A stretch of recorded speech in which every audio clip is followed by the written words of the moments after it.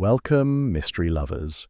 In this story, we step into the world of Tommy and Tuppence, a pair whose wit and courage have made them unforgettable. Tell us where in the world you're listening from. It's always a joy to see how far these mysteries travel. If you enjoy these mysteries, don't forget to like and subscribe. Your support helps keep new cases coming. Now then, shall we begin? The storm had been threatening all afternoon, but by evening it had broken with a vengeance. Rain lashed the windows of the Beresford sitting room, rattling the panes with the steady insistence of a drummer who would not be silenced. The fire in the grate gave a valiant attempt at warmth, though the gusts that slipped down the chimney sent a scatter of sparks across the hearthrug.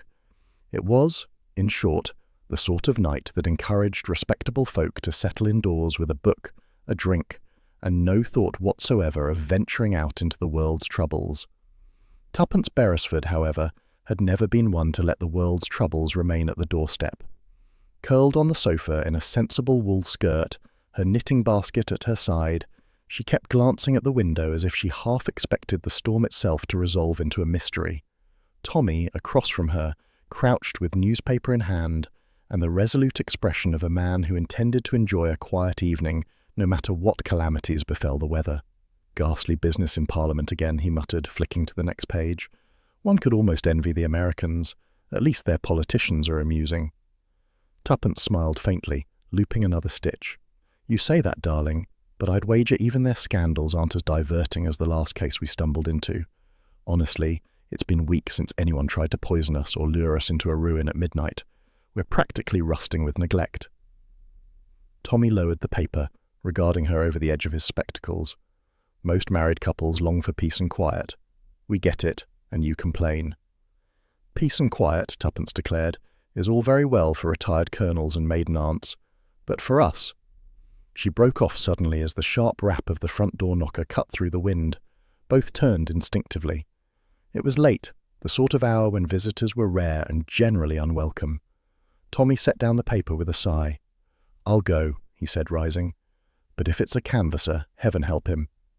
He returned moments later with the postman, soaked through and muttering darkly about flooded lanes. The poor fellow thrust a single envelope into Tommy's hand, tipped his cap, and vanished back into the storm before they could offer so much as a towel. Tommy looked at the letter, brows raised. "Well, this is peculiar. Evening Post, in this weather?" Tuppence leaned forward, her eyes alight with curiosity. "What's the harm in opening it? Bills never come sealed with crests, and certainly not at this hour." For indeed the envelope was thick, creamy, and bore upon its flap a faded crest. A willow tree bent over a small shield, its branches etched in delicate strokes as if they wept upon the paper. Tommy's expression shifted at once.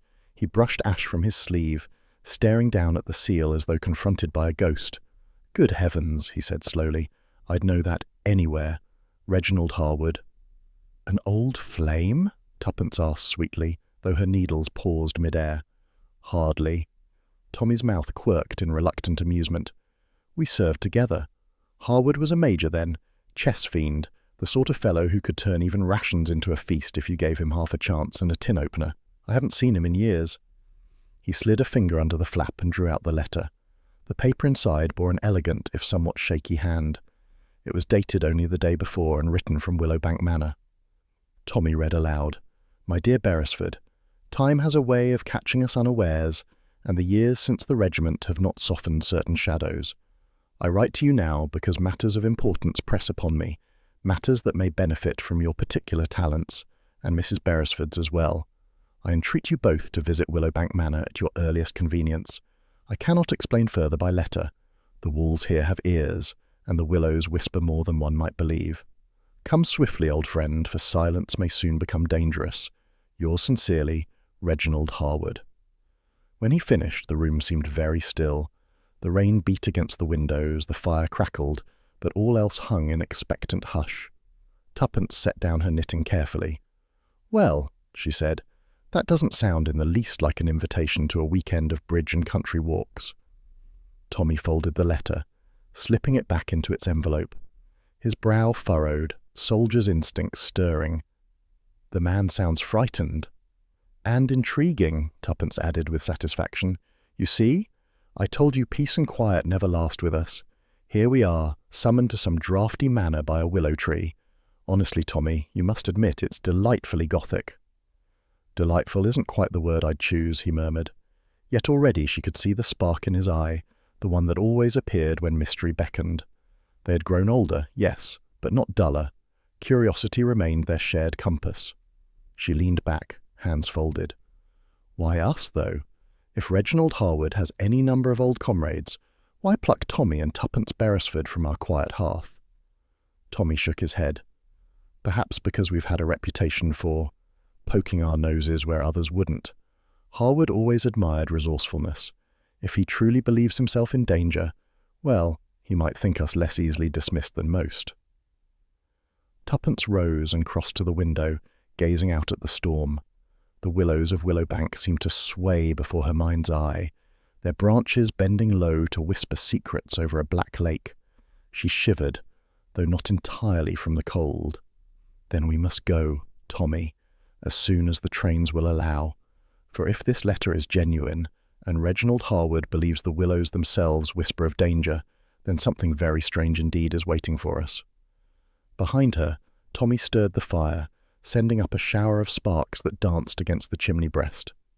"Very well," he said with quiet resolve. "We'll pack tomorrow. Willowbank Manor may be draughty, but it seems it won't be dull." Tuppence smiled, her eyes alight with the thrill of mystery. "At last, darling, a proper adventure.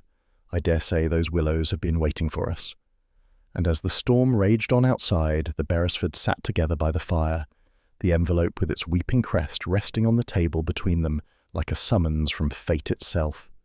The seed had been planted, its roots already creeping toward the shadows of Willowbank, where whispers in the branches promised secrets, scandals, and perhaps something far more deadly. The train from London rattled northward through a bleak landscape washed by rain. Grey skies pressed low upon sodden fields, and the silhouettes of willows stood bent and dripping, as though bowing to some sorrow the land could not forget. Tommy and Tuppence, huddled together in the corner of their compartment, watched the countryside slide past with the mixture of curiosity and anticipation that always preceded their adventures. "I do wish Reginald had been clearer," Tuppence murmured, brushing the condensation from the window with her glove. "All this talk of whispers and danger, it sounds like something out of a penny novel, and yet I can't help feeling it's rather serious." Tommy folded the letter once more and slipped it back into his breast pocket. Harwood wasn't the sort to exaggerate.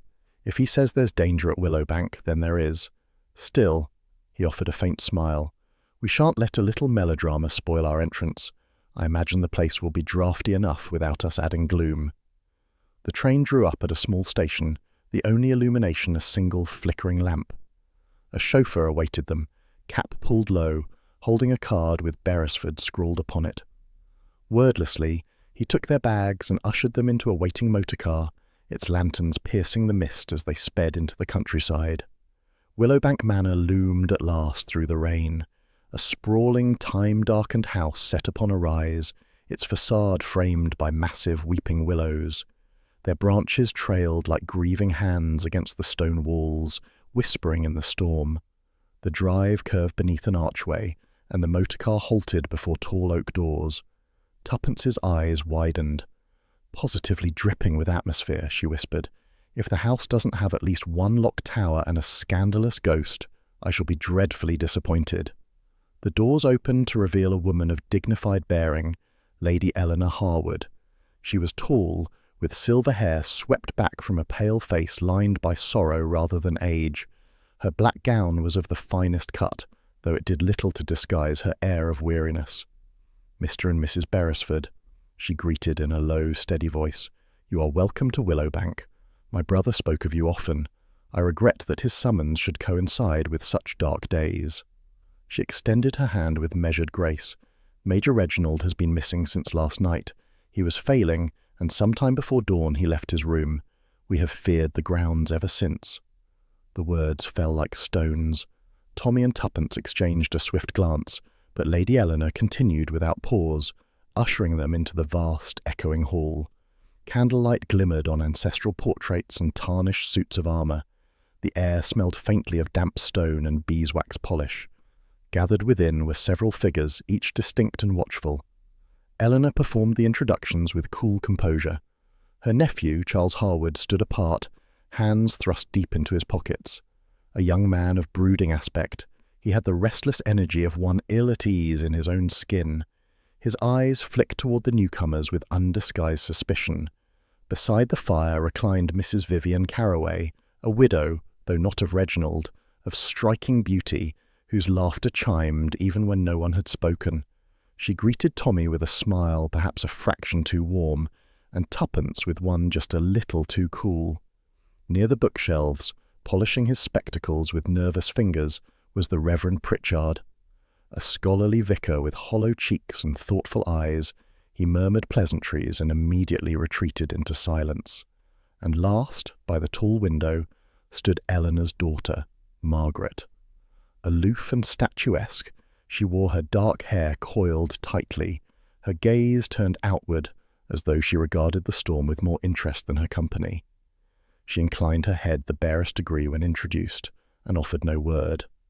Tommy, ever the diplomat, bowed slightly to each in turn. "We are honoured, Lady Eleanor, though deeply grieved by the news. Major Harwood was an old comrade of mine. His letter reached us only yesterday evening." Eleanor's expression tightened, just perceptibly. "So, you received it.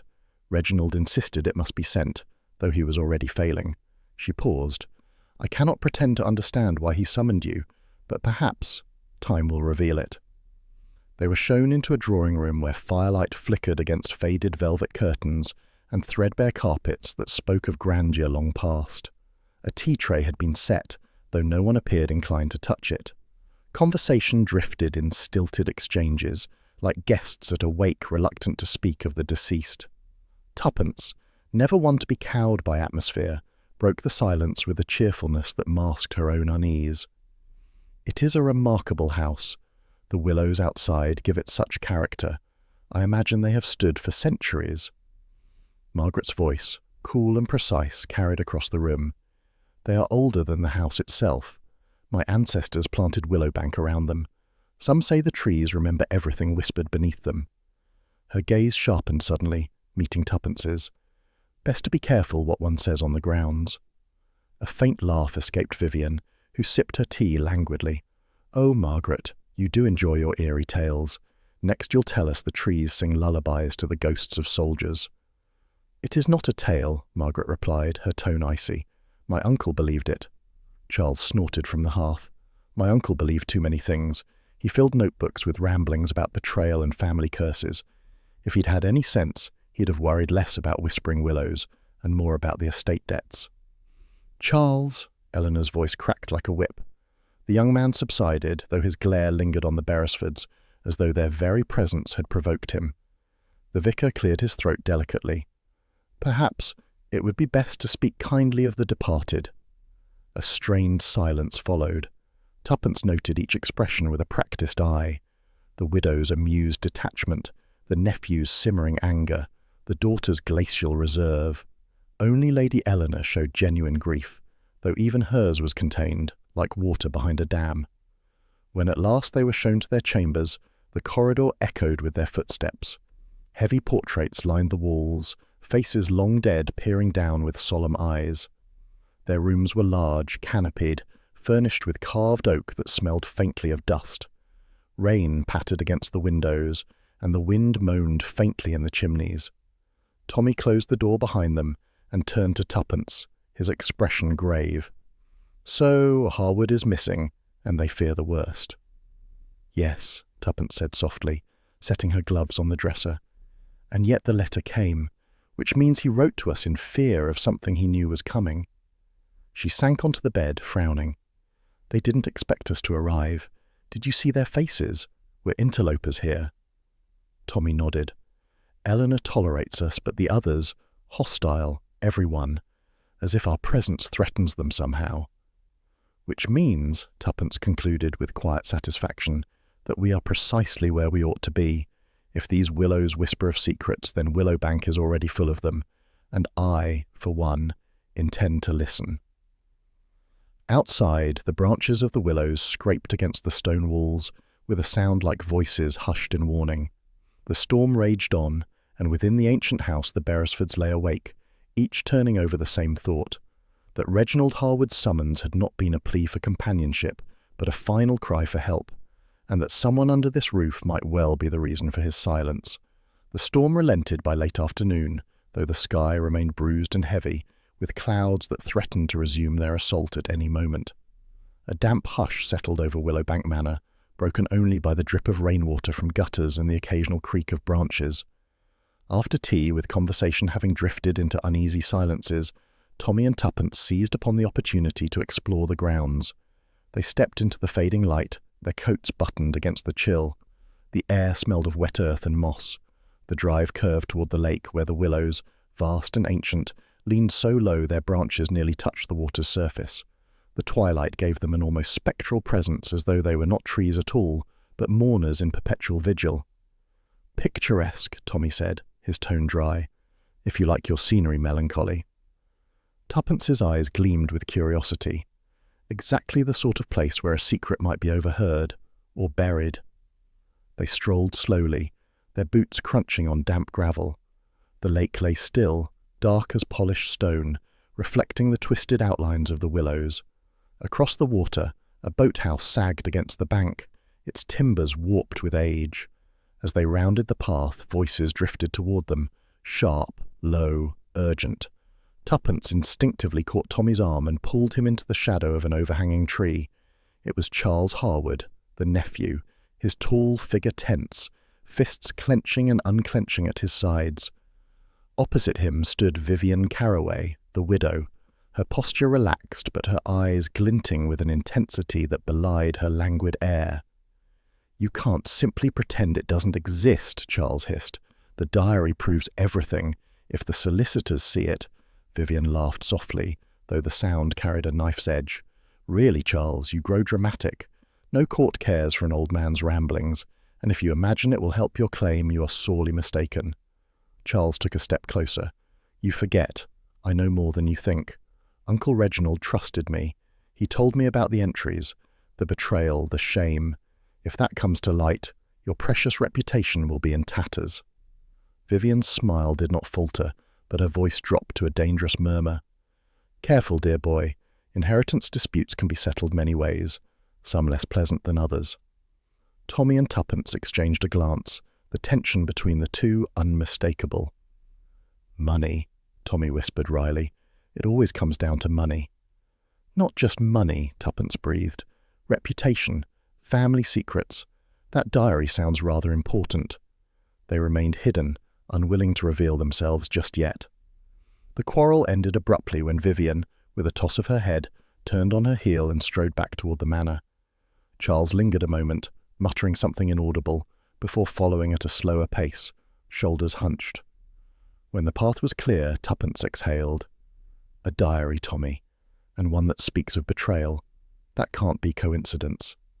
Before Tommy could reply, a rustle came from the thicket nearby. Both froze. From the shadow of the willows, a figure slipped away, swift, silent, almost spectral. They caught only the outline, someone cloaked, head bent low, vanishing into the gloom along a side path. "Another listener," Tommy said grimly. "Seems we're not the only eavesdroppers tonight." "Which means," Tuppence added, "that secrets are multiplying faster than we can count." They resumed their walk, though more cautiously. The sense of being observed lingered, like eyes pressing upon their backs. The willows shivered in the wind, whispering with eerie insistence. The boathouse loomed nearer. Its door hung ajar, creaking faintly as though stirred by a hand unseen. Inside, the dim light revealed a pair of oars stacked haphazardly, a torn length of rope, and the lingering smell of damp reeds. Tuppence stepped carefully across the warped boards, running her hand along the wall. "No diary here," she said softly. "But look, someone's been here recently." She pointed to muddy footprints leading inside, then out again. Smaller than Charles's, narrower, perhaps a woman's. Tommy crouched, inspecting them. "The ground's still wet from the storm. These prints can't be more than an hour old." They exchanged a look, both thinking of the cloaked figure that had melted into the shadows. Leaving the boathouse, they continued around the lake, where twilight deepened into dusk. Lamps flickered faintly in the manor windows, their reflections quivering across the black surface of the water. The wind stirred again, carrying a sound that might have been branches rubbing, or whispers just beyond comprehension. Tuppence shivered. "Do you feel it, Tommy? This place, it isn't just sadness, it's expectancy, as though the willows themselves are waiting for us to listen properly." Tommy slid a reassuring arm through hers. "Well, if they start offering advice, let's hope it comes in plain English." Still, his own expression betrayed unease. The quarrel they had overheard, the talk of the diary, the strange watcher in the trees, it was clear that Reginald Harwood's fears had not been fanciful. Willowbank was steeped in secrets, and the lake, black and still, seemed the very heart of them. As they approached the house once more, they passed a stone bench beneath the largest of the willows. Something glinted faintly in the half-light. Tuppence bent to retrieve it, a small silver button, polished but scratched at the edge. "From a coat," she said, tucking it into her pocket, "and likely lost by someone in a hurry. Another fragment for our puzzle." The manor loomed closer, its windows glowing against the gathering night. From within came the faint strains of a piano, melancholy chords that echoed strangely across the water. Tuppence glanced back once more at the willows, their branches swaying in the rising wind. She fancied she heard them whispering, not words, but the cadence of secrets too long held. Tommy's hand tightened on hers. "Come along, partner. We'll need our wits tonight." They mounted the steps just as the first drops of rain began anew, pattering against the stone. Behind them, the lake lay shrouded in shadow, its silent surface concealing more than reflection.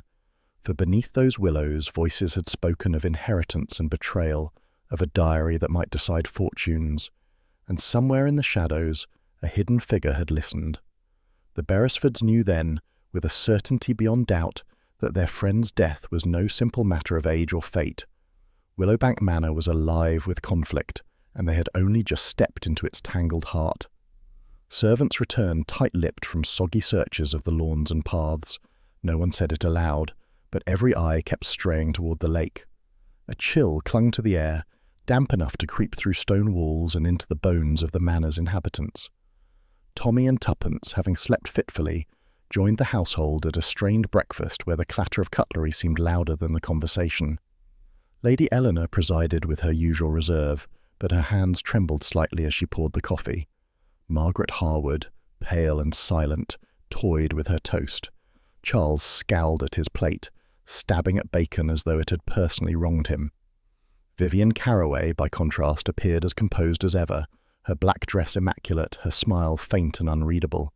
The Reverend Pritchard murmured grace before the meal, his voice quavering. The tension was such that even Tuppence's cheerful observations could not stir much response. Tommy, watching, noted the tightness about every mouth, the way each eye flickered to the others. It was as though some shared burden lay across the table, unspoken yet pressing. When the meal ended, Lady Eleanor excused herself, her daughter following.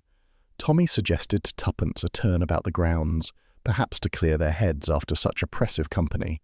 They set out together, their coats buttoned, shoes crunching on the damp gravel drive. The air smelled strongly of earth and rain, and the willows, heavy with last night's storm, bent low over the lake.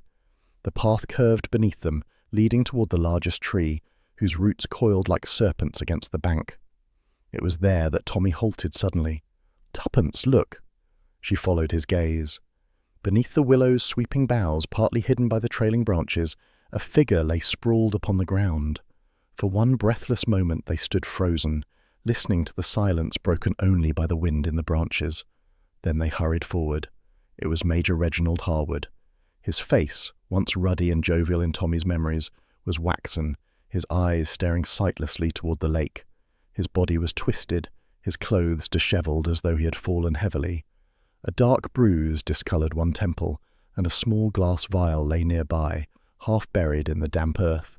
Tuppence knelt swiftly, pressing fingers against his wrist, though she knew the answer already. "Cold," she whispered. "He's been dead for hours." Tommy crouched beside her, his voice grim. So much for a summons from a living man, and yet the letter was written only days ago. He glanced at the vial. Poison, or a plant to make it look so? Footsteps thundered along the path. Charles burst through the trees, his eyes widening at the sight. "Uncle!" he cried, rushing forward before Tommy caught his arm. "Don't touch him," Tommy said sharply. "It's too late for help, but not too late to preserve the scene." Charles wrenched free, his expression wild. "How dare you? He's my uncle!" By now, others had gathered, drawn by the commotion. Lady Eleanor, her daughter, Vivian, the vicar, even a pair of servants lingering at a distance with pale faces. A chorus of shocked cries rose. Eleanor pressed a handkerchief to her lips. "Reginald, oh dear God!" Vivian, however, regarded the body with an expression of cool calculation. "So sudden," she murmured, "though perhaps not unexpected. He had been failing." "No," Charles snapped, "this isn't natural. Someone did this." His gaze swept accusingly over the group, lingering especially on Vivian. Margaret, standing stiff and silent, whispered only, "Beneath the willow, of course." The Reverend Pritchard, wringing his hands, stammered, We must send for the authorities at once." Within the hour, Inspector Fowler of the County Constabulary arrived. He was a broad man with a ruddy complexion, his manner brisk and sceptical. After examining the scene with methodical care, he ordered the body conveyed to the house, declaring he would summon a doctor for official confirmation. As they gathered in the drawing-room, Fowler addressed them in a voice that filled the chamber. "Major Harwood is dead. Whether by his own hand or another's remains to be seen. I'll not have whisperings of scandal before I have facts. None of you is to leave this house until the matter is settled." He turned his gaze upon Tommy and Tuppence. "And who might you be? Guests? Family?" "Friends," Tommy replied evenly. "The Major wrote to us only days ago, inviting us here on urgent business. That is why we came." Fowler's brow rose. "Curious. His family here claim no knowledge of such an invitation. Did you bring this letter?" Tommy produced the envelope with its willow crest. Fowler examined it, grunting. "Well, it is his hand, no doubt.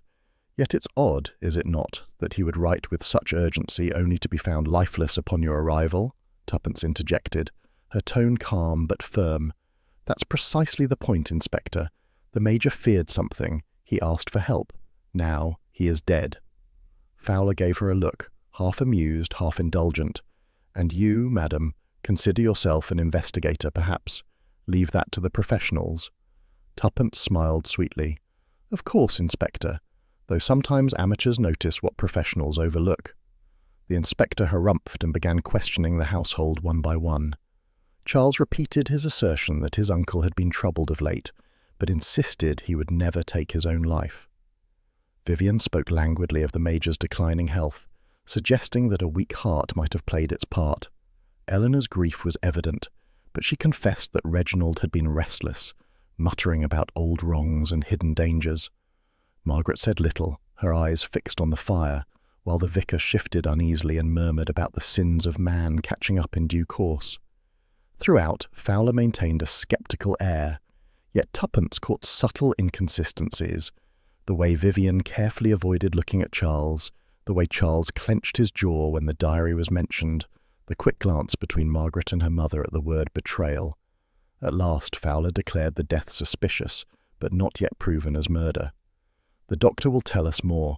In the meantime, I want none of you straying about. Stay where I can find you."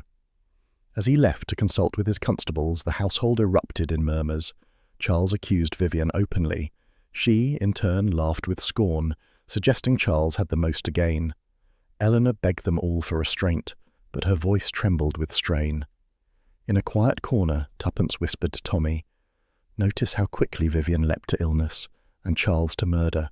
Almost too quickly, don't you think?" Tommy nodded. "And the letter still troubles me. If Reginald feared for his life, he would hardly carry poison himself." "The diary," Tuppence murmured. "It was mentioned last night. Perhaps therein lies the key." Tommy placed a steadying hand on her arm. "Careful, partner. Fowler already regards us as interfering busybodies." "Then let's be busybodies who happen to be right," she replied briskly. As evening fell once more, the drawing-room grew heavy with suspicion. The willows outside swayed in the wind, their shadows long upon the walls. Within, eyes darted from face to face, each guest measuring the others, each wondering who among them might have silenced Reginald Harwood forever. And in the silence, broken only by the tick of the mantel clock, Tommy and Tuppence understood that they were no longer outsiders, merely observing an eccentric household. They were participants in a dangerous game, one that had already claimed a life beneath the whispering willows, and might yet claim more. The storm returned with renewed fury as dusk settled over Willowbank Manor. Rain drummed against the leaded panes like impatient fingers, and wind moaned through the chimneys. The house seemed to groan with each gust, its walls holding secrets as stubbornly as they held out the weather. Inspector Fowler, having declared the manor sealed until further notice, took his supper separately in the servants' hall, leaving the family and their unwelcome guests, the Beresfords, confined together in the great dining room. The long table had been laid with formality, its polished silver reflecting the trembling glow of candles. Shadows leapt across the portraits of stern-faced ancestors that lined the walls, their painted eyes seeming to watch the drama about to unfold. It was, as Tuppence thought with grim satisfaction, the perfect setting for revelation. Lady Eleanor presided, her composure outwardly intact, though her pallor betrayed strain. Margaret sat at her right, her dark eyes unreadable, while Charles occupied the opposite side, shoulders tense, every movement brusque.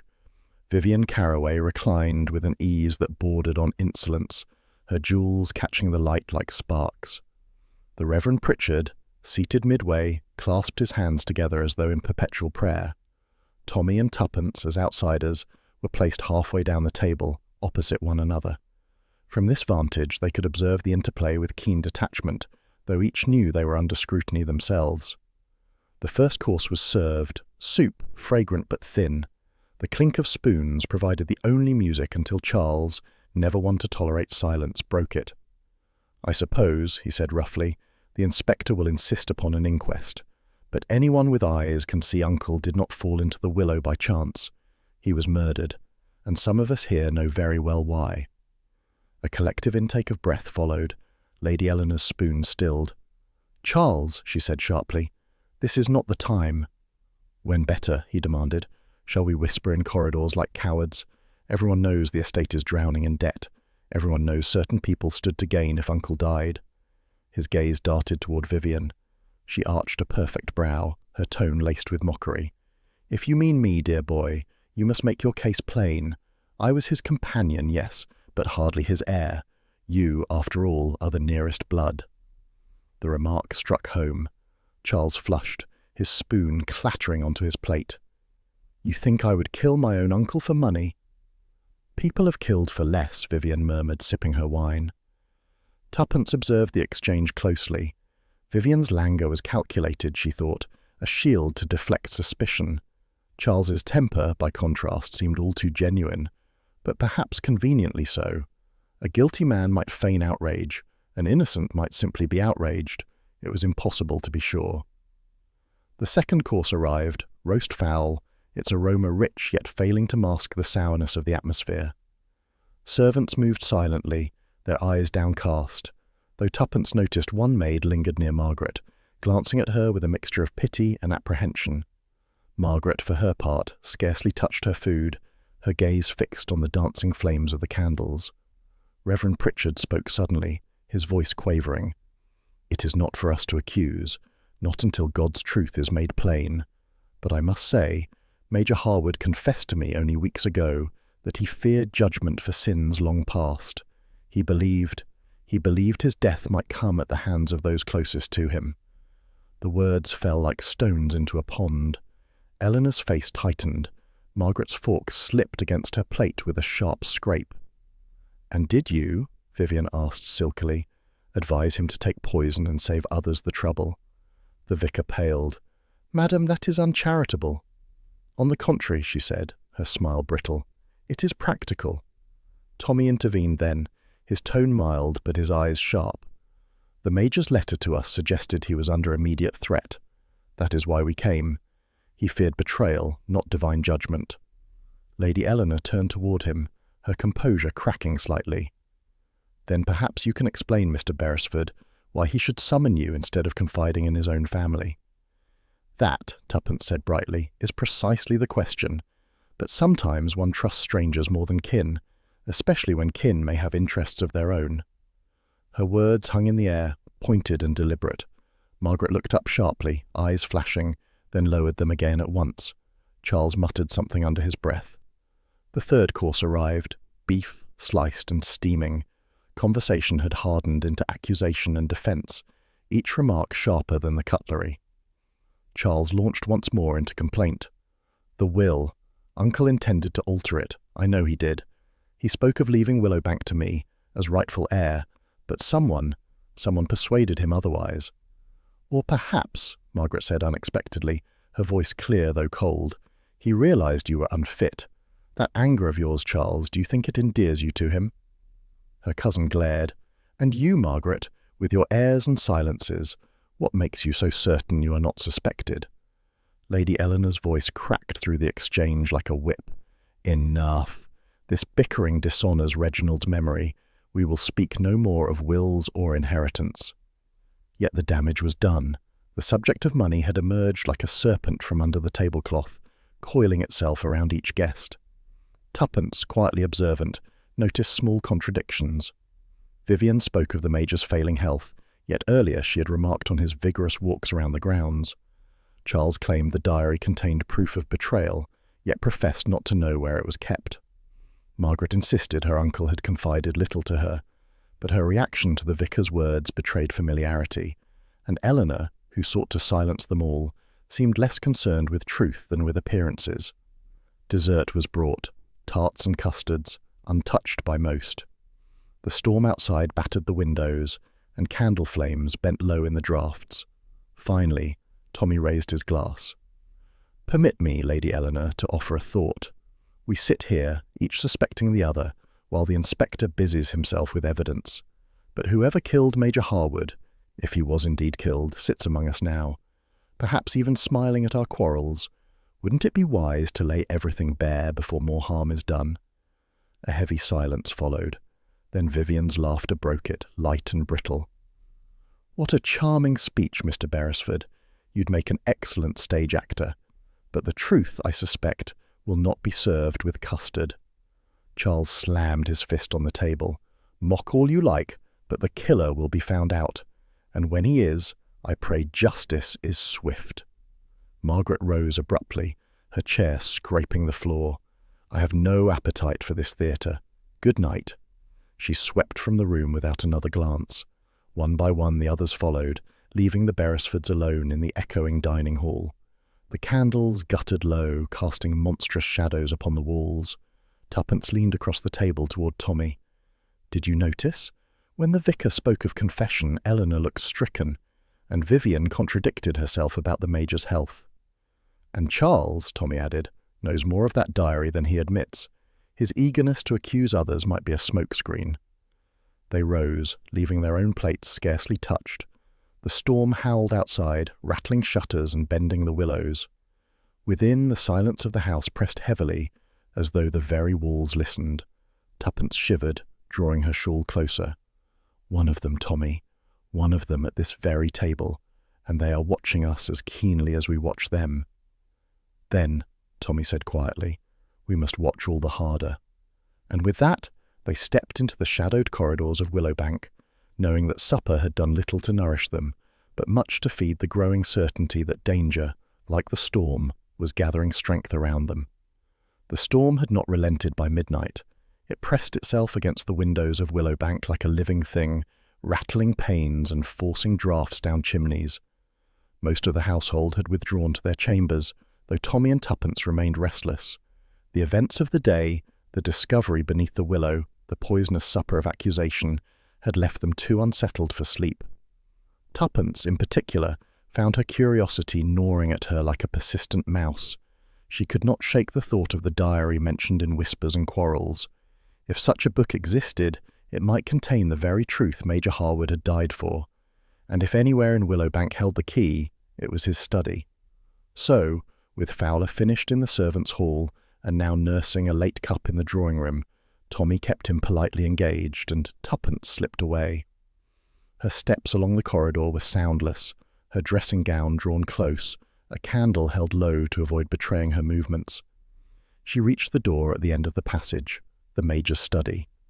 The handle turned reluctantly beneath her hand, and the door opened with a faint groan, as though protesting the intrusion. Inside, the air was heavy with dust, leather, and the faint, lingering scent of pipe smoke. The study was a shrine to masculine pursuits. Hunting trophies stared down from the walls, tusks and antlers gleaming in the flickering light. Shelves bowed beneath the weight of books, their spines cracked with age.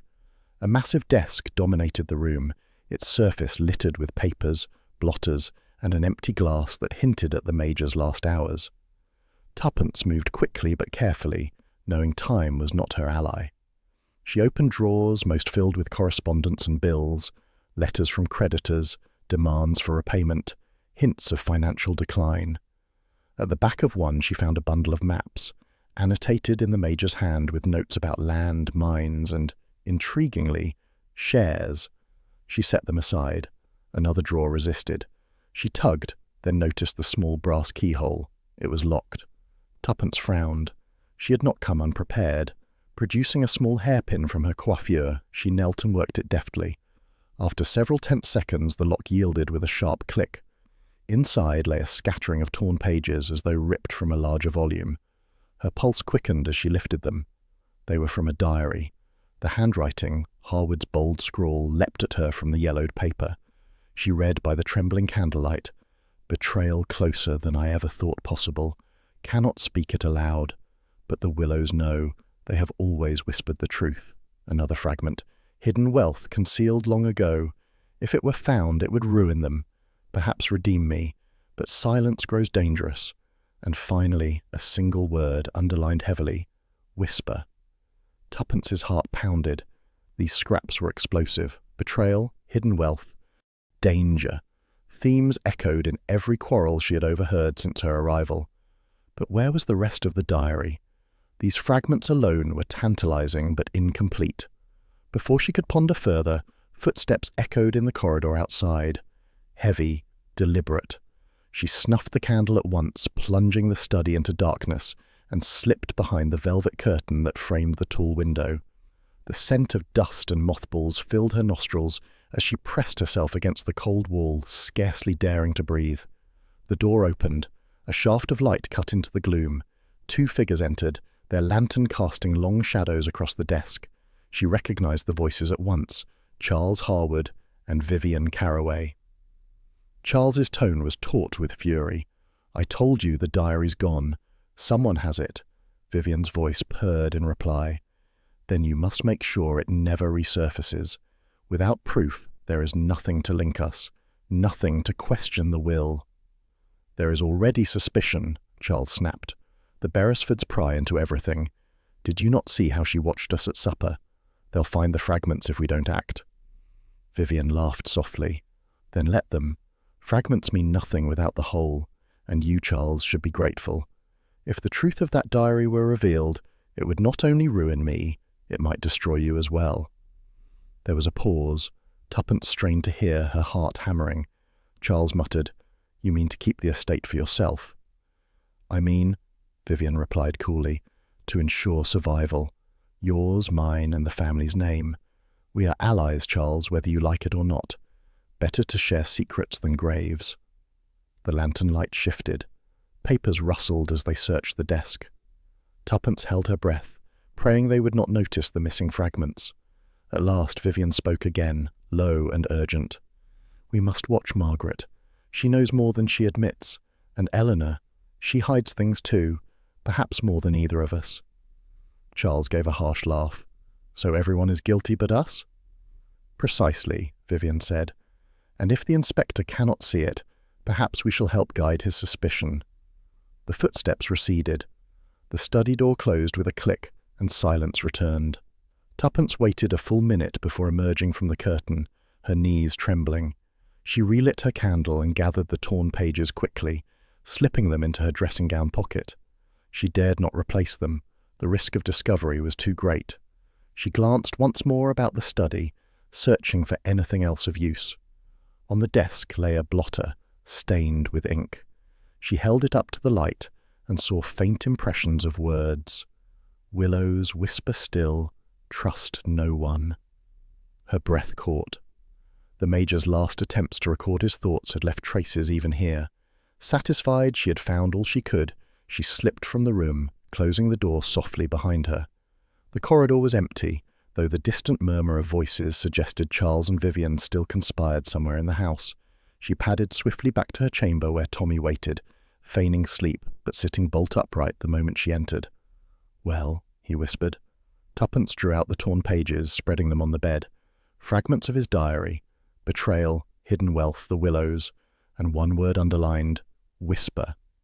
Tommy bent close, studying the pages with furrowed brow. So Harwood suspected someone here, someone close, and he knew of hidden wealth. That would explain the quarrels. But why tear these pages out? Because, Tuppence said, someone wanted them destroyed, and someone else, Harwood himself perhaps, hid them here as a last clue.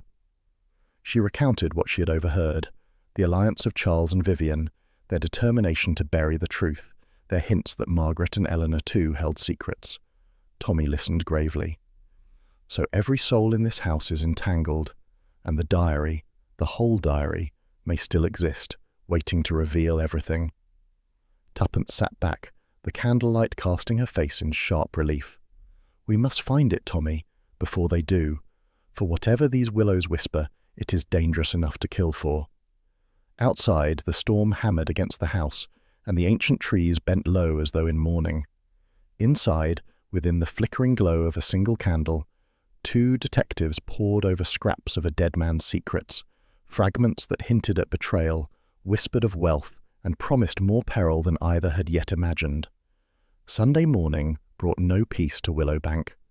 The storm had abated, but its remnants lingered: sodden lawns, dripping branches, and a heavy sky that refused to brighten.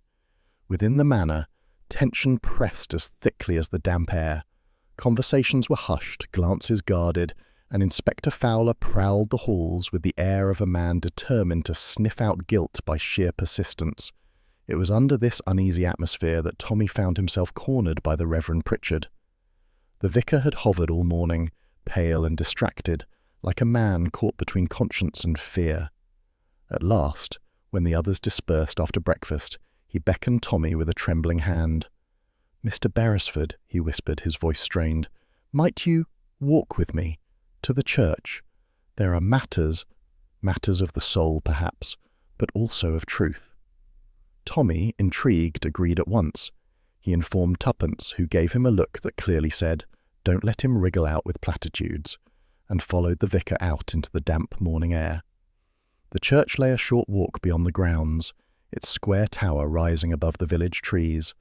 The path wound past the lake where the great willows hung heavy, their branches trailing like grief itself. Pritchard paused there, staring at the water with haunted eyes.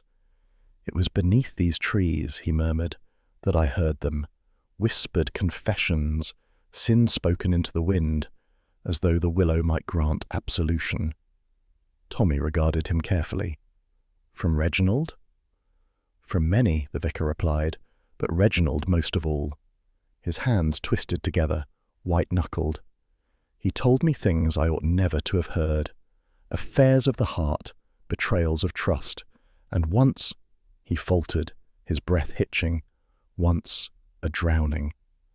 They continued to the vestry, where Pritchard closed the door behind them and lit a single candle. The flickering glow threw his thin face into stark relief, shadows dancing in the hollows of his cheeks. He sat heavily at the table, his hands trembling so violently that the flame guttered in the draught. "Mr. Beresford," he began, voice low, "you must understand, I am bound by vows. What is confessed to me in the name of the Almighty must remain sealed. Yet, I am a man, not a saint. My conscience gnaws. I cannot tell you names, but I can tell you what lies beneath these willows." Tommy leaned forward, his tone gentle but insistent. "Then tell me, if Major Harwood's death is bound to these confessions, silence will not protect the living, it will endanger them." The vicar closed his eyes. "Years ago, there was an affair. A woman of this household and a man not her husband.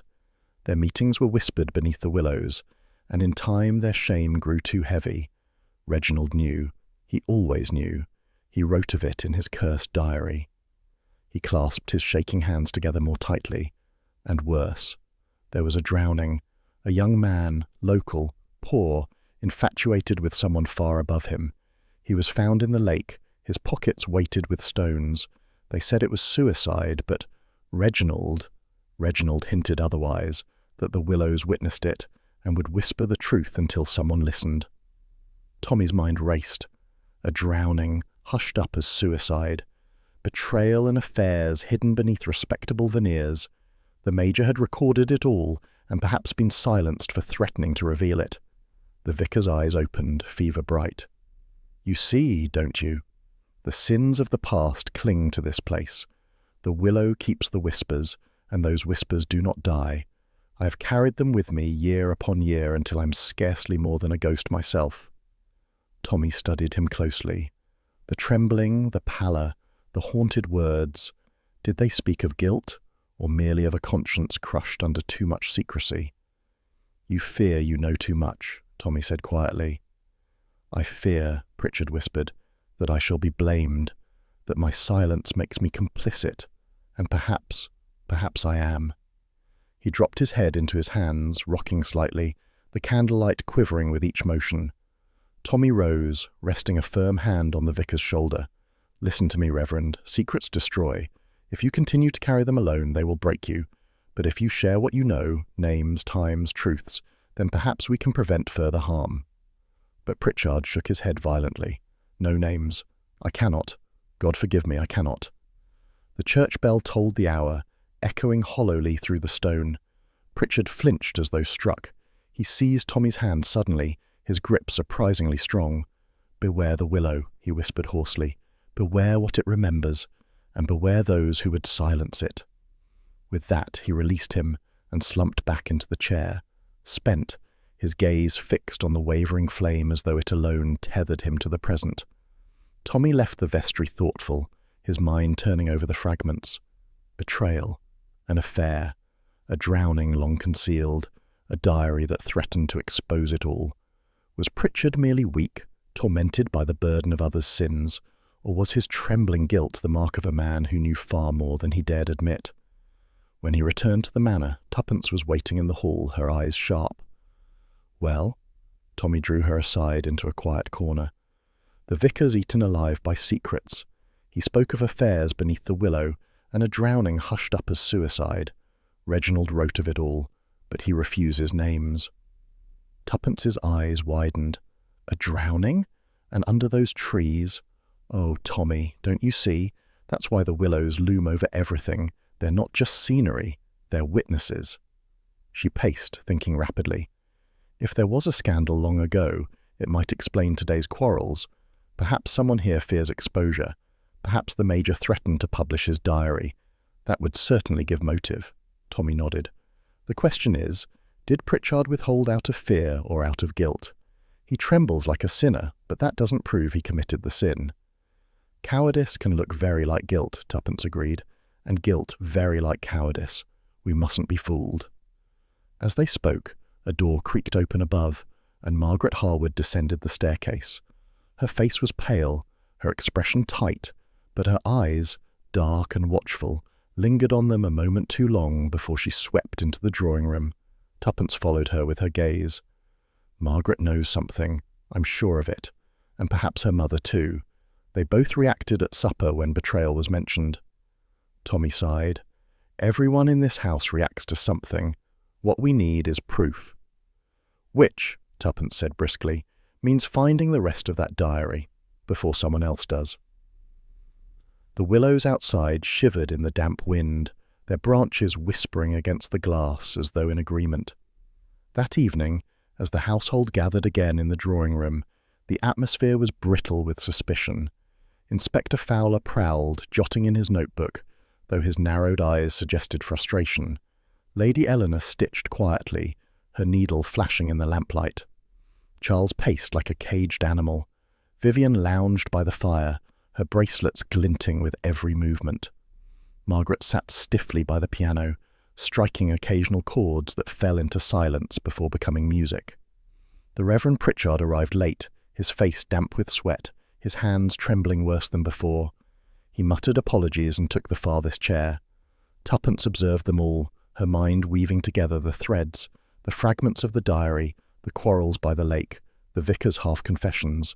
The past and present were knotted together, and somewhere within that knot lay murder. She leaned toward Tommy, her voice barely above a whisper. This house is like the vestry's candle, one draught away from going out. If we're not careful, we'll be here for the next death. Tommy's gaze swept the room, noting the flickers of tension in each face, the way eyes avoided one another's. Then let's make sure, he murmured, that it's not ours. Outside, the willows bent in the night wind, whispering ceaselessly, as though repeating the secrets of drowned men, betrayed lovers, and a soldier who had known too much. The house lay hushed in uneasy slumber, though Tuppence Beresford found no such comfort. Midnight tolled from the old clock in the hall, each chime reverberating through the manor like the marking of time in a prison. She sat by the small fire in their chamber, the torn fragments of Reginald Harwood's diary spread before her. The words haunted her. Betrayal closer than I ever thought possible. Hidden wealth. The willows whisper still. Tommy slept at last, or appeared to, his breathing steady beneath the covers. But Tuppence, restless as ever, could not resist the pull of the mystery. The vicar's trembling tale of affairs and drownings clung to her mind. If the willows did indeed whisper the truth, perhaps the trees might still yield a secret. She slipped on her cloak, took up a lantern, and crept into the corridor. The house groaned in its sleep, the distant crack of settling timbers, the sigh of wind through narrow windows. She moved carefully down the staircase, avoiding the boards she knew would creak, and passed into the night through the side door that opened onto the gardens. The air was cold, sharp with the scent of wet earth. Mist drifted low across the lawn, and beyond it the willows loomed, giant silhouettes bending toward the lake as if conspiring with its still waters. Their branches swayed faintly, though the night was calm, giving the uncanny impression of movement all their own. Tuppence's lantern threw a narrow glow before her feet, but she soon shielded it, unwilling to announce her presence. The moon broke through the clouds at intervals, silvering the scene. It was by such a glimmer that she saw the figure, a cloaked form, kneeling by the roots of the largest willow, digging in the damp soil with urgent, jerking movements. The earth piled beside them, and something metallic flashed faintly in their hand. Tuppence's pulse quickened. She crept closer, each step silent upon the grass. When she was near enough to see the outline clearly, she called softly, "Not the usual hour for gardening, is it?" The figure started violently, dropping the small spade they had been using. Rising to her feet, she flung back the hood. Margaret Harwood's pale face gleamed in the moonlight, her eyes wide and furious. "You!" she hissed. "What are you doing here?" "I might ask the same," Tuppence retorted, though her voice remained calm. Her gaze fell upon Margaret's hand. She clutched something small, round, and gleaming. "And what have you found there?" Margaret's grip tightened. "Nothing that concerns you." "Oh, but it might," Tuppence said gently. "Your uncle wrote to us. He trusted us. If you've discovered something of his, perhaps it explains his fears." Margaret looked torn, her lips pressed into a thin line. "You don't understand. No one does. Uncle Reginald, he wasn't mad, as Charles says. He knew things, terrible things, and if I speak of them, I will ruin us all." Before Tuppence could press further, a sound broke the night. Footsteps, swift, purposeful, approaching from the shadows. Margaret stiffened. "Hide," she whispered urgently, "if they see us together." But it was too late. Another figure emerged from the darkness, taller, broader, face obscured by the brim of a hat. The moonlight caught a glint of metal at their side, perhaps a lantern, perhaps something more sinister. Tuppence stepped back, heart pounding. The newcomer halted, clearly startled to see not one but two women beneath the willow. For a moment, silence reigned, broken only by the whisper of branches above. Then Margaret thrust the object she held into her cloak pocket and turned sharply to Tuppence. "Go! Quickly!" "I beg your pardon," Tuppence said with brisk indignation, though her instincts urged flight, "but I make it a rule never to abandon interesting company." The stranger took a step forward. The lantern at their side swung upward, but before its light revealed their face, Margaret darted between them, blocking the view. "No," she cried, "leave her be. She knows nothing." The figure spoke at last, their voice low and distorted by the mist. "Then see that she learns nothing, or we are all lost." And with that, They turned and vanished into the trees, their footsteps swallowed by the night. Tuppence exhaled sharply. "Charming fellow," she murmured. "One of the family circle, I presume." Margaret shook her head, her expression tormented. "You should not meddle, Mrs. Beresford. My uncle brought you here, but he has brought you only into danger." "I've been in danger before," Tuppence replied lightly. "I find it keeps one sharp." She glanced at the disturbed earth near the roots. "Now, unless I am mistaken, you were digging for something when I so rudely interrupted. Care to enlighten me?" Margaret's shoulders sagged. She knelt once more and scraped at the soil. Tuppence joined her, and together they uncovered a small object half buried beneath the roots. A silver locket, its chain broken, its surface scratched but still gleaming faintly in the moonlight. Tuppence picked it up carefully, brushing away the dirt. She held it to the moon, and the engraving came clear, 2 initials entwined. R.H. "Reginald Harwood," Tuppence whispered. She pressed the clasp. It opened with a click, revealing a tiny portrait of a young woman, delicate and dark-eyed, painted in the old style. Opposite lay a curl of hair, faded but still recognizable as once rich and black. Margaret's eyes filled with tears. That was not my aunt. It was someone else. Someone Uncle loved before he married. My mother told me once in a moment of weakness, but she forbade me ever to speak of it. Tuppence studied the portrait, her mind racing. A hidden romance, a betrayal, and why bury the locket beneath the willow? Before she could ask further, Margaret sprang to her feet, brushing earth from her hands. "You mustn't keep it. If Charles or Vivian discover you have it, they will twist it to their own ends. Give it to me." But Tuppence closed the locket firmly. "Forgive me, my dear, but I think I'll hold on to it for the present. Consider it in safekeeping." Margaret's face hardened. "You don't understand. This will ruin us. It will bring everything down." "Or," Tuppence said softly, "it might bring the truth to light, and that surely is what your uncle wished." They stood in tense silence beneath the whispering branches. Then, without another word, Margaret turned and strode back toward the manor, her cloak trailing in the wet grass. Tuppence lingered, the locket cold in her hand. She bent once more to the disturbed soil and noticed something else, a scrap of paper, half decayed, caught among the roots. She teased it free. Only a few words remained legible, but they chilled her nonetheless. "The drowning was no accident. The willows will not be silent." She slipped it into her pocket with the locket. Then, hearing again the faint tread of footsteps in the distance, she extinguished her lantern and hurried back across the lawn. Inside the manor, all was still. She crept up the staircase and into her chamber, closing the door with a sigh of relief. Tommy stirred at once. "You've been out," he said quietly, sitting up. "I knew you couldn't resist." Tuppence smiled, weary but triumphant. "Quite right, and I've brought back souvenirs." She laid the locket and the scrap of paper upon the bed. Tommy examined them closely, his brow furrowed. R.H. initials match. A hidden love, perhaps. And this note, confirmation of the drowning the vicar spoke of. Harwood was collecting evidence piece by piece. "And someone," Tuppence said grimly, "is determined to keep it buried. Literally." They exchanged a look, both aware of the peril tightening around them. 2 figures in the night, Margaret and her unknown accomplice.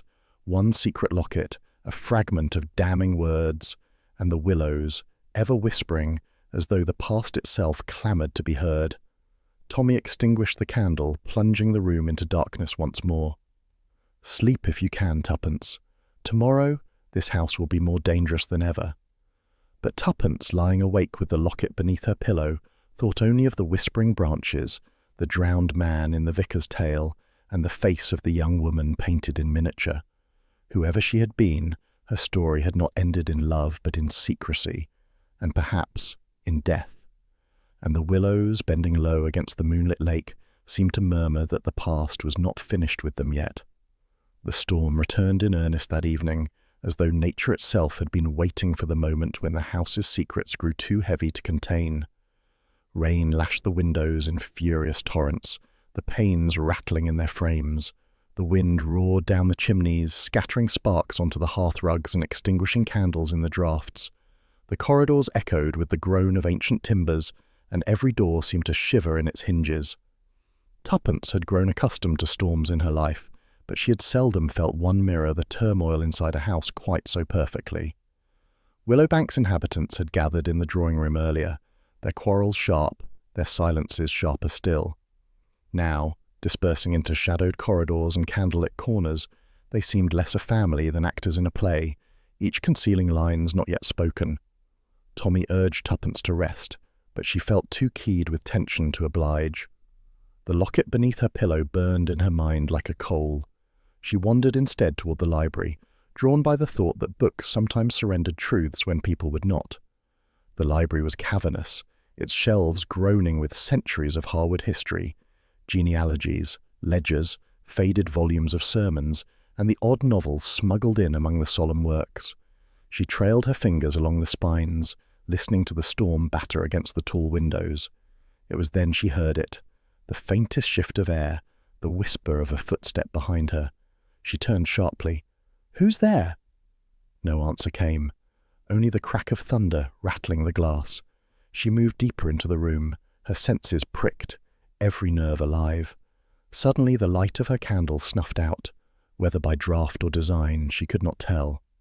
Darkness swallowed her. She reached instinctively for the matches in her pocket, but before she could strike one, a shadow moved behind her. A hand seized her arm, strong and sudden, pulling her backward. She struggled, twisting, and a voice hissed close to her ear. "You meddle too much." A sharp push sent her stumbling toward the window. Her hand struck the sill. She felt the icy glass against her face. Beyond it, the storm clawed at the world. For a dizzying instant, she thought she would be hurled through into the black fury outside. But she cried out, loud and defiant, and in the same moment, another presence entered the room. "Tuppence!" Tommy's voice cut through the storm. A lantern flared. Her attacker released her, retreating swiftly into the shadows. Tommy lunged, but the figure was swift, darting between shelves, the lantern's beam catching only a flutter of cloak before the darkness swallowed them whole. "Are you hurt?" Tommy demanded, catching Tuppence in his arms. "Only my pride," she said breathlessly, though her heart thundered. "They tried to throw me through the window, Tommy. They would have killed me." Tommy's jaw tightened. He set down the lantern and scanned the room. "They're gone. But where?" His answer came unexpectedly. As the lantern's light swept the far wall, it revealed something odd, a gap in the shelving, almost imperceptible, where the woodwork did not quite meet. He strode forward, pressed against the panel, and with a creak it shifted inward. A hidden door. Beyond yawned a narrow passage, dark and damp, the air heavy with the scent of earth. "So," Tommy said grimly, "our murderer likes secret paths." They stepped inside. The passage sloped downward slightly, the walls rough stone, the floor littered with mud tracked by boots. Their lantern cast grotesque shadows that leapt and twisted with every movement. Tuppence touched the wall with a shiver. "This is how they vanish, how they appear and disappear like ghosts. No wonder Margaret begged me to leave the Willow last night." They followed the muddy prints until the passage forked. One direction led toward the kitchens, the other toward the rear of the manor. Tommy bent down, examining the ground. "Fresh mud. Our friend escaped this way." He held the lantern lower. The prints were large, heavy, perhaps a man's boots, but mixed among them was a smaller set, half smudged as though someone else had passed here recently. "Not one ghost, but two," Tuppence murmured. "How very sociable." The storm howled through cracks overhead, a low moaning that made the passage seem alive. They pressed on until they reached another concealed door. It opened behind a tapestry in the corridor near the dining room. From here, one could slip in or out unseen, moving like smoke through the house. Tommy drew the tapestry closed again. "This explains much.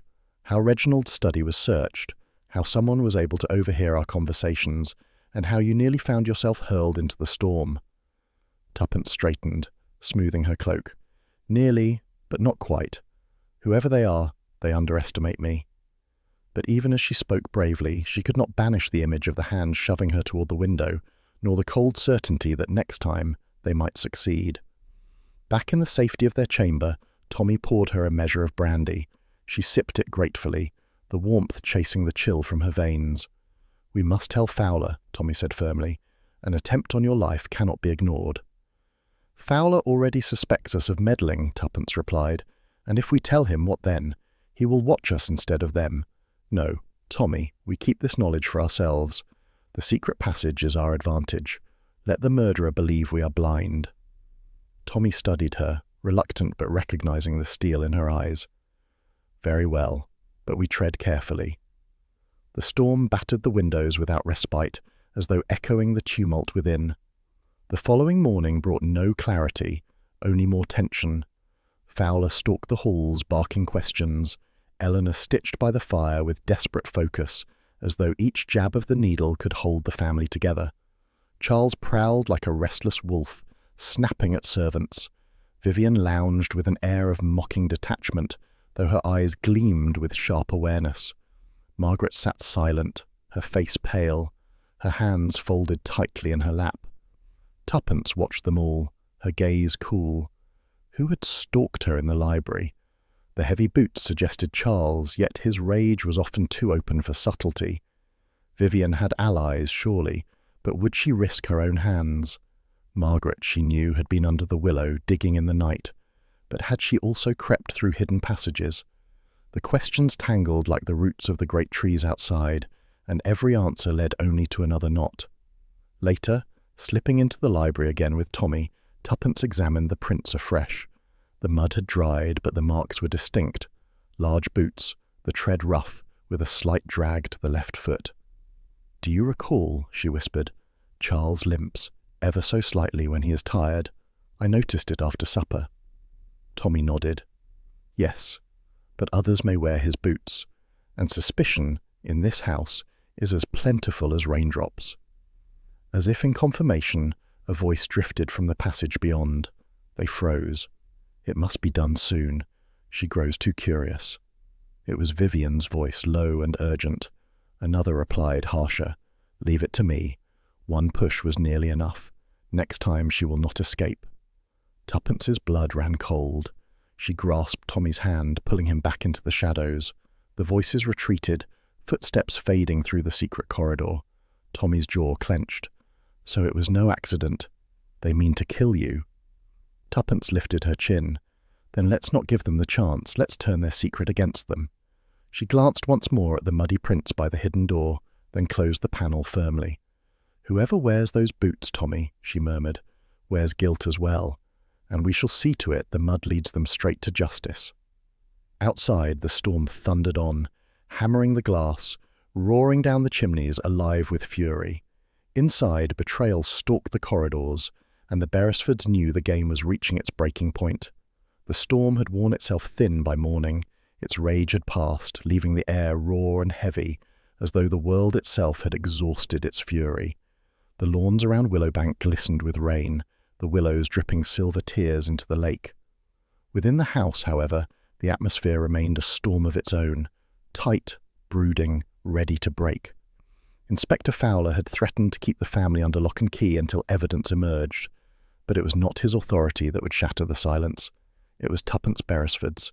She and Tommy had spent the small hours laying out the puzzle on scraps of paper, the fragments of diary, the whispered tales of the vicar, the locket from beneath the willow, the attempt on Tuppence's life, and the hidden passage with its muddy prints. Piece by piece they had arranged them, until at last a picture emerged. Now, as the household gathered in the drawing-room once more, summoned under the pretext of Fowler's questioning, Tommy stood back and allowed his wife to take the lead. The long room was lit with pale daylight that seeped through the tall windows, softened by the drifting mist. The fire had been coaxed into reluctant life. Eleanor sat stiffly near the hearth, her embroidery untouched in her lap. Margaret stood behind her chair, hands clasped, gaze defiant yet haunted. Charles prowled as ever, unable to keep still. Vivian lounged in her armchair with the languid elegance of a woman at ease, though the faint curl at her lips betrayed tension. The Reverend Pritchard wrung his hands upon his knees, eyes darting as if hoping salvation might enter through the door at any moment. Tuppence stood at the centre of the room, the locket glinting in her palm. Her voice, when she began, was calm, but carried to every ear. "Major Reginald Harwood invited my husband and me to Willowbank, or so it appeared. In truth, that letter was a lure written by a man already marked for death. He feared betrayal, he feared silence, and he was right to fear, for silence here has always concealed sin." Fowler shifted in his chair but did not interrupt. The Beresfords had earned his reluctant attention. Tuppence continued. The diary fragments we discovered speak of betrayal, of hidden wealth, of whispers carried by the Willow.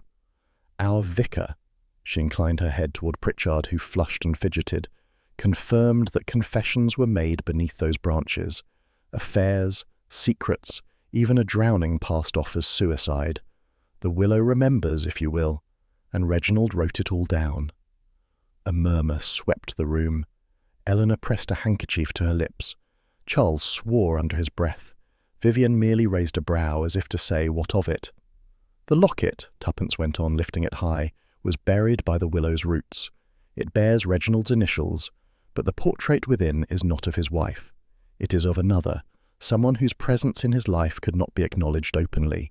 Concealed lineage, concealed love, concealed heirs.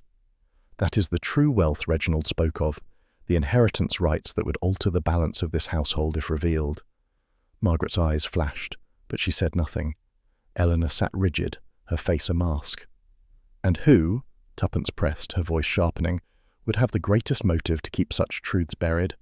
Who feared that Reginald's diary, if made public, would strip away the comforts bought by deception? Who has lied, contradicted themselves and moved by night through secret passages? Her gaze fixed upon Vivian. The widow gave a low laugh, silken as velvet. Really, Mrs. Beresford, you flatter me with melodrama. Am I to be cast as the villain of your play simply because I am beautiful and widowed? You are to be cast as the villain, Tuppence said evenly, because you are guilty. The false letter, written at your urging to bring us here as convenient witnesses, to give the illusion that Reginald still breathed. The diary fragments, torn and scattered by your hand, though you failed to find them all. The locket, hidden, but not well enough. And the attempt on my life last night. Your accomplice pushed me toward the window, but it was you who whispered in that passage that I must be silenced. Vivian's smile tightened, but her voice remained smooth. You have no proof. Words overheard in a storm, scraps of paper, a locket of uncertain origin. Tommy stepped forward now, his voice steady. Proof enough. The muddy boots by the secret door matched the tread of your companion, Charles. Yes, Charles, your limp betrayed you. You were her ally. But Vivian, as ever, you turned double-crosser. When it suited you, you shifted suspicion onto him. And when it suited you further, you tried to cast doubt upon Eleanor, upon Margaret, even upon the vicar. A clever game, but one that relied too much on whispers and shadows. Charles froze, his face paling. It's not, he began, then stopped, realizing the trap had sprung. His eyes darted to Vivian's, but she did not meet them. Instead, she rose slowly from her chair, her composure chilling. So you think you've solved it, she said softly, that you can read Reginald's secrets better than the Willows. Perhaps you are right. Yes, I urged Charles. Yes, I conspired. But only because Reginald would have ruined us all with his sanctimonious scribbling. He wanted to dredge up old scandals, to parade them before the world, to strip us bare. What would you have me do?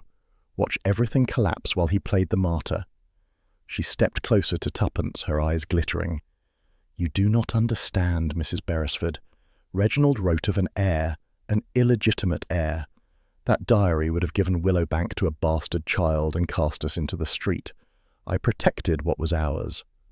Margaret gave a cry, her hands flying to her mouth. Eleanor swayed in her chair, her composure shattering. Tuppence held her ground. And in so doing, you killed. You may have thought yourself a protector, but you were only a destroyer. You silenced Reginald beneath the willow, and you tried to silence me as well. But truth, Mrs. Carroway, is less easily buried than you imagine. For the first time, Vivian's mask slipped. Her breath quickened, her eyes darted toward the door. Then, in one sudden movement, she seized a letter opener from the desk and lunged toward Margaret, as though to take a hostage in her desperation. But Tommy was faster. He caught her wrist, twisting sharply, and the blade clattered to the floor.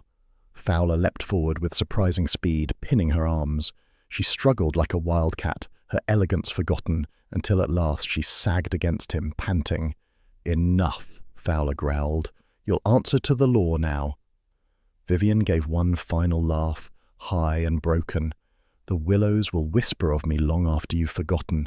They always whisper. They always tell.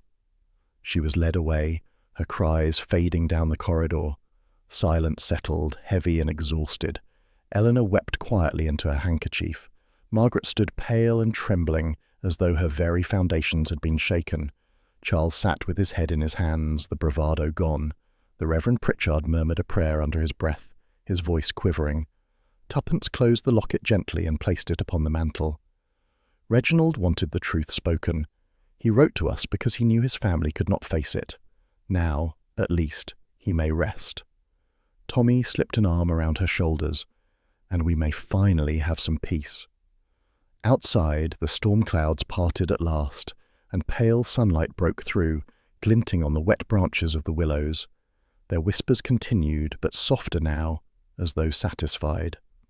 Morning came at last with a clarity that felt almost unreal, as though the storm of the night before had been a fever dream. The skies over Willowbank, scoured by wind and rain, now stretched wide and pale blue, touched by the gold of a new sun. The lake, so dark and secretive beneath the midnight willows, glistened bright and open, reflecting the drooping branches like green lace upon the water. For the first time since their arrival, Tuppence felt she could draw a full breath without the weight of suspicion pressing it down. The household, though, wore its exhaustion openly. Lady Eleanor descended to breakfast with her dignity in place, but her eyes shadowed. Margaret moved quietly at her side, pale but steadier than before, as though the breaking of truth had freed her from a burden too long borne. Charles appeared subdued, his limp pronounced after a sleepless night, and he avoided everyone's gaze. The Reverend Pritchard muttered grace with trembling lips, his voice breaking midway as though he still prayed for absolution he could not grant himself. Vivian was absent, of course. She had been taken under guard to the county jail before dawn, her last bitter words still echoing faintly in the corridors. The willows will whisper of me long after you've forgotten. Over the remnants of eggs and toast, Inspector Fowler leaned back in his chair and studied the Beresfords with a grudging smile. "Well," he said, "I'll admit it. You were right to follow your instincts. Wouldn't have thought it at first. Meddling amateurs, I told myself. But you saw what I might not have seen in time.